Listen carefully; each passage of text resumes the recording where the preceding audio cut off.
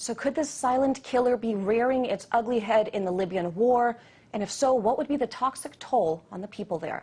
For more, we turn to Conn Hallinan in Berkeley, California. He's a columnist with Foreign Policy in Focus. Thank you so much for being on this program. Now, as dangerous as these weapons are, I do want to talk about the fact that they have this incredible penetrating power. And given their effectiveness and their historic use in Iraq and Kosovo, do you think it's possible that these weapons could essentially be used in Libya also? Oh, they're almost certainly being used in Libya. If you examine some of the entrance wounds on some of the tanks, on some of the T-72s that I've seen, they're classic depleted uranium ammunition wounds, relatively small holes, and then exploded outward, because when the DUA goes inside the tank, it explodes into a fireball of about 10,000 degrees Fahrenheit, which is what produces all the dust and the stuff that blows all over the place and gets on people's clothes and they breathe in, etc. But I thought this was supposed to be a humanitarian intervention, right? We're there to protect the people. I mean, what does it say about this country and the NATO allies if we're essentially going in to protect the Libyans, but using something that is so devastatingly dangerous to human life?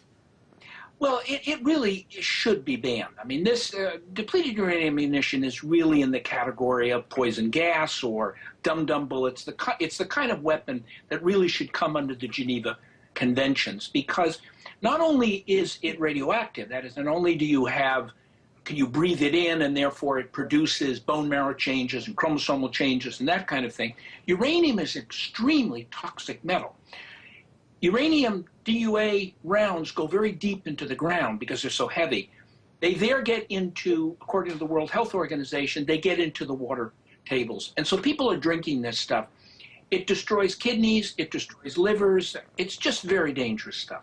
Well, you mentioned the Geneva Convention, and I know that you yourself have written about the fact that a UN panel has actually found that these kinds of weapons violate several international agreements, including the UN Charter, Geneva Conventions, other agreements. What has gotten in the way of these weapons being banned? I mean, are they so useful that we can't possibly find anything else to use in their stead? I have a hard time believing that. Well, what they are is they are very effective, and the United States also has a tremendous pile of depleted uranium because they have a very large nuclear industry. Now, what do you do with this stuff? Well, one of the things you can do is you turn it into these cannon shells, and they 25 millimeter, 30 millimeter, and tank shells and all sorts of things. They're very effective. They're very effective, and we trade them. Most of our NATO allies use them. Italy does not. Germany does not. Belgium is the only country in the world that's officially banned it. But we've been peddling this stuff, and we're not only peddling it, we're going to expand it. We're going to start moving it now to the use by heavy machine guns and even some submachine guns. So we're going to find depleted uranium just saturating battlefields in the future. It's just a very, very bad idea.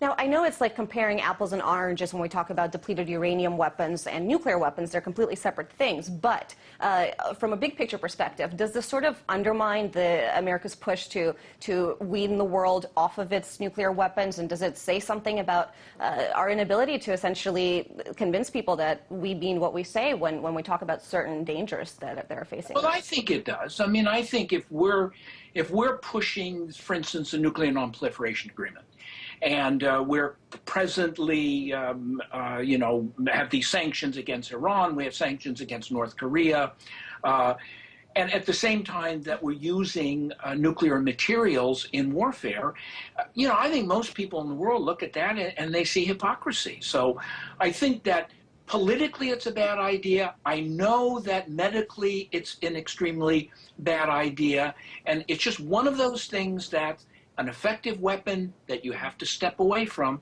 because the price that you pay for it in the end is simply too high. And very briefly, I know that you've written about the historic use of these weapons in places like Kosovo and Iraq.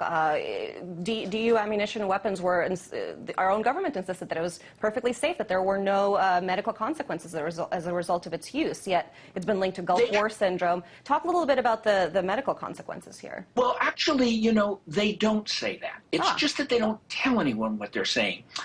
The U.S. Army back in 1991 did a study of depleted uranium ammunition. And what they concluded was that anyone who did any cleanup in the period after, say, dragged away an armored vehicle that was struck with depleted uranium ammunition, should be wearing a full biohazard suit, and that all clothing afterwards should be destroyed.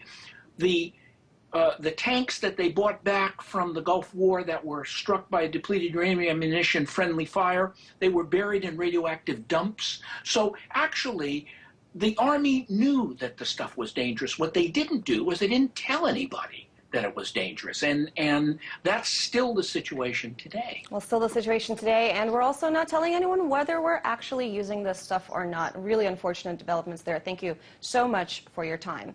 That was Conn Hallinan, columnist for Foreign Policy in Focus.